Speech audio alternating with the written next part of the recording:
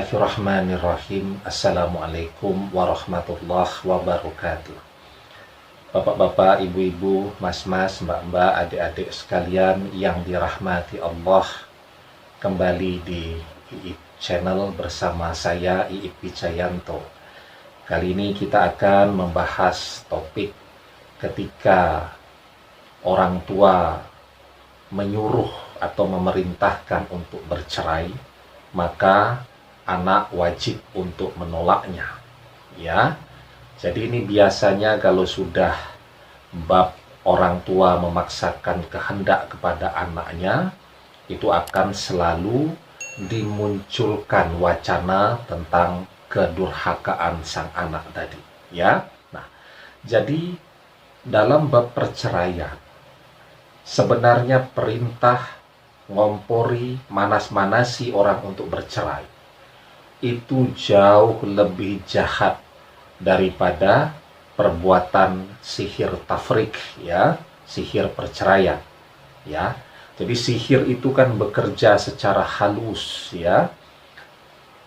Jin ataupun iblis yang berfungsi sebagai fasilitator, ya, itu membisikkan. Ya, sementara yang dilakukan oleh manusia, dalam hal ini mungkin para orang tua, itu tidak hanya membisikkan. Mereka mengucapkan secara jelas dengan lisannya, meminta anak-anaknya untuk bercerai, kemudian bahkan memaksakan, kamu kalau tidak mau bercerai dengan suamimu, maka warisanmu akan diambil. Persoalannya bisa macam-macam, ya. Bisa jadi karena ada perbedaan pandangan antara orang tua dan suami misal, ya. Ada masalah konflik antara suami dengan saudara ipar yang kemudian membuat orang tua turun tangan, ya, dan memerintahkan untuk bercerai.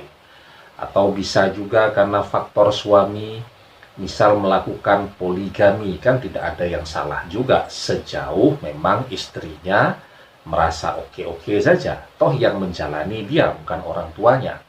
Atau karena faktor mungkin sang suami lagi bangkrut atau jobless dan seterusnya, kamu cerai saja dari dia, cari yang lebih kaya dan seterusnya, dan begitu banyak faktor-faktor lainnya, ya. Ketika anak tidak menghendaki itu, dia merasa dengan suaminya oke-oke saja, ya.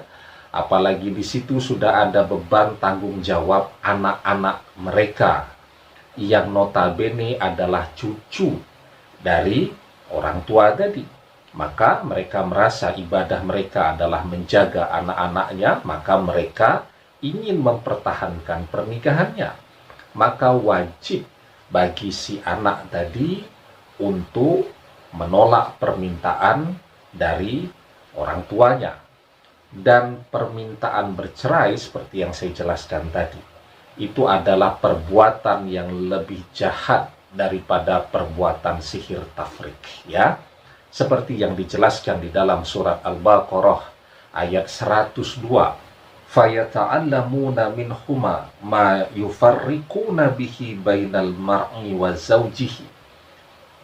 Maka mereka mempelajari apa yang dengan sihir itu dapat menceraikan suami dan istrinya, ya.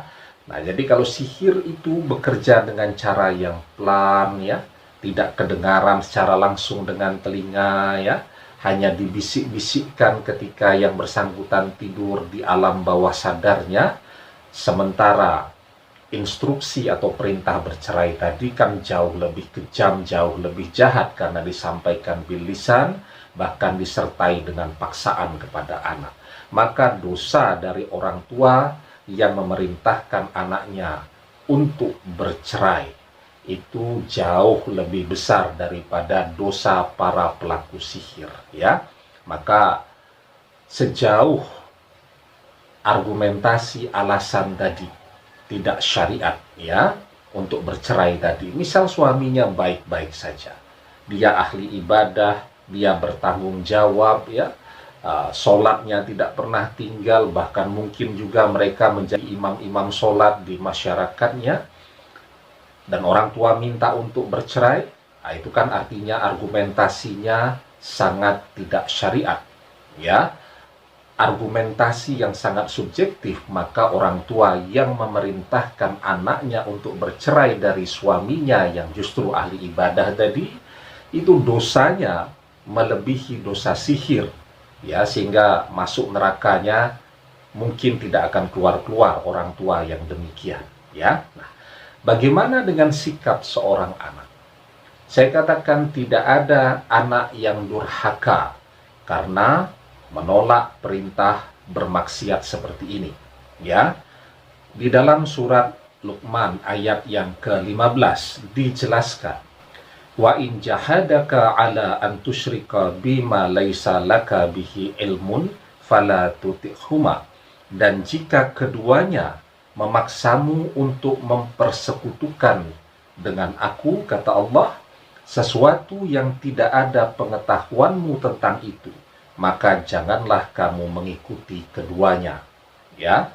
Jadi kalau orang tua itu mengajak kepada perbuatan musyrik, mengajak kepada perbuatan maksiat, mengajak kepada perbuatan dosa, mengajak kepada sesuatu yang melanggar syariat Allah, ya. Allah itu menyukai hambanya menikah dan sangat membenci orang yang melakukan perceraian. Kalau kemudian orang tua itu ngompori untuk melakukan hal yang paling dibenci oleh Allah, maka wajib bagi anak-anak tadi untuk menolak permintaan orang tuanya. Dan berdasarkan surat Luqman ayat ke-15 tadi, tidak ada kata durhaka untuk menolak kepada perbuatan yang berdosa, ya. Nah, kita bisa lihat penegasan Rasulullah di dalam begitu banyak hadis tentang bab ini, ya. Rasulullah SAW bersabda, la ta'ata fi maksiatin, innama ta'atu fil ma'ruf. Tidak ada ketaatan di dalam bermaksiat. Taat itu hanya dalam hal yang ma'ruf atau dalam hal yang baik, ya. Dan di dalam hadis yang lain, Rasulullah SAW bersabda, as-sam'u wa ta'atu haqqum ma lam yu'mar bil ma'syiyati, fa iza umira bi ma'syiyatin fala sam'a wa la ta'ata. Mendengar dan taat itu memang benar selama mereka tidak diperintahkan kepada maksiat. Jika memerintahkan untuk bermaksiat, tidak boleh mendengar dan taat, ya. Jadi ketika anak-anak itu merasa rumah tangga mereka baik-baik saja, tidak ada masalah, kemudian orang tua memaksakan untuk bercerai berdasarkan pandangan mereka sendiri, maka wajib bagi anak untuk menolak permintaan orang tua tadi. Dan berdasarkan seluruh dalil yang saya sampaikan tadi, menolak permintaan bercerai dari orang tua itu bukan perbuatan durhaka.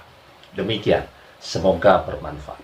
Wallahu a'lam bissawab, billahi taufiq wal hidayah. Assalamualaikum warahmatullahi wabarakatuh.